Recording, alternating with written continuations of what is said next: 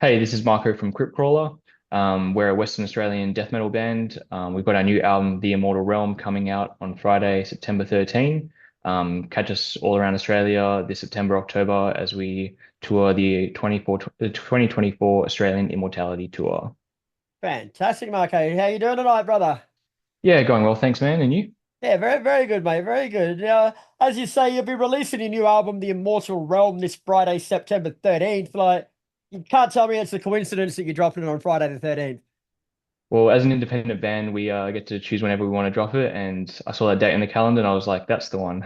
It's actually funny as I was looking through it before, and like there's about 5 or 6 interviews that I've got, and everyone's dropped like all international from everywhere, drop it on the same day. And at first it didn't Jerry. I'm sitting there going like, why the fuck are so many bands dropping shit this Friday? And then it's like, look at the date, idiot.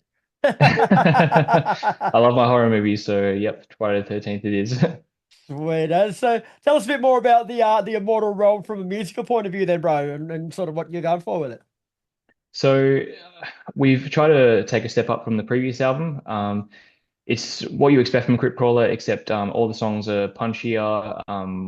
We've stuck to 8 songs, no filler on the album. And I think it just the album as a whole is a little bit groovier, bit more melody, and just straight up punch to the face with all 8 tracks. Mhm. But when you say like you take a step up from the last album, like do you sort of sit there and look back at the old albums and discuss what you could do better and how you could improve, or is it something you just do in the studio? No, definitely.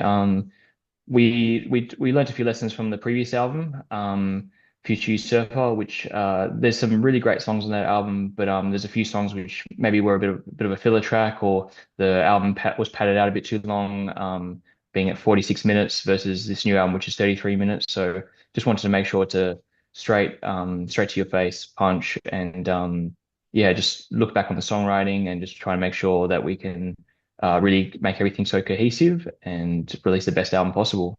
And we always learn from our past mistakes and bring them into the future to make everything that we do better. Yeah. It doesn't really seem like much, eh? But like you talked about the album length, like you've gone from 46 minutes to 33, so it's only 13 minutes. But in the modern age when people's attention spans are just so low, like Exactly. that 13 minutes is a major difference. Of course, like we look the Spotify plays on the album as well. Like you look at all those things, those analytics and whatnot, and you just see like the drop off as it goes down. Even though there's like the last track of Future Usurper is one of my favorites, like it doesn't get the attention it deserves in Mm. comparison to the first 30 minutes of the album. So that's what we've done with this album. Like we want to make sure that the album retains the listeners' attention span in, like you said, in this day and age. Yeah. Now, you've released the singles Higher Society, Shrine of Sacrifice, and The Immortal Realm. So are those three a good package deal of what to expect from the whole album, or are they just sort of just a bit of a Yeah, glimpse? definitely. Like they're 3 of the strongest tracks, but there was reasons why we chose those particular tracks as well. We got another track, another music video, sorry, I mean, coming out this Friday along with the album, which is a even heavier song than the past 3 we just released. So yeah, like those the 3 tracks that we've actually got out at the moment. There's a nice blend of melody in there, there's nice blend of progressiveness, and just yeah, brutality of what you'd expect from a death metal band. Yeah. Now you mentioned the fact before that you guys are independent, so you just make all these calls yourself. But how much time goes into planning what songs you're going to release and like what sort of demographic they're going to cover and that sort of thing? Let's just say that outside of full-time work, I'm constantly working on Crypt Crawler. So Right. yeah, a lot of work goes into this. I spend a lot of time trying to plan our moves, I guess, and figure out what we're trying to do. I get input from the rest of the band, but yeah, I pretty much try and uh, yeah, like have a plan, have a schedule going forward, and try and figure out what we're doing with every step that we take. Yeah, cool. Now, the song Higher Society features a guest appearance from the legendary James Murphy from Death, Obituary, and others, mate. Like, that's a pretty big coup getting him on the song, bro. How did that come about? I'm still blown away by the fact that we've got him on one of our songs. I remember when we first started this band, where we were like, oh, what sort of solo should this song have? Let's go look at this James Murphy solo. Like, he's a big influence on our band. The way it came about is an absolute legend of a fan that we have from Sydney, named Rael. he messaged us and said, "Hey, listen, I've just been speaking to James Murphy, and I showed him your stuff." And I was just like, "What?" James Murphy ended up commenting on our forced fed to the dead music video. And I was just like, "Wow, like this is actually like legit. Like he actually likes our music." And Ray pretty much said to us, "Look, I can get James to do a solo for you guys." And I was like, yes, yes, please." So it all came about pretty naturally, but it was a very welcome addition to the album. I bet. But now the press release says Crypt Crawler with when they're describing your musical style anyway, they say you've got an old school sound with a modern approach. So would you agree with that assessment? I do. We definitely have that 80s, 90s death metal sound. However, we do take a lot of influence from current day metal bands, whether they be death metal or whether they be groove metal or whatever, like all across the metal spectrum, we take all our influences in. Like Shrine of Sacrifice has a pretty what do you say? A little bit on the nose Lamb of God vibe with some of the riffing. Um, Now they're not like necessarily like a full death metal band. Like they were like they started off very heavy, but not necessarily anymore. But we just took that essence, I guess, and injected it into the Crypt Crawler sound. And yeah, that's where a lot of the modern stuff comes in. We just take whatever influence we have and make it Crypt Crawler. Yeah, sure. Now, the old school metal, like people are pretty passionate about it, pretty protective about it, mate. So like when you're putting your own spin on that, like is it trial and error? You just sort of see what works, or do you sit down and sort of make a plan to see which direction you can go in? And how do you do that?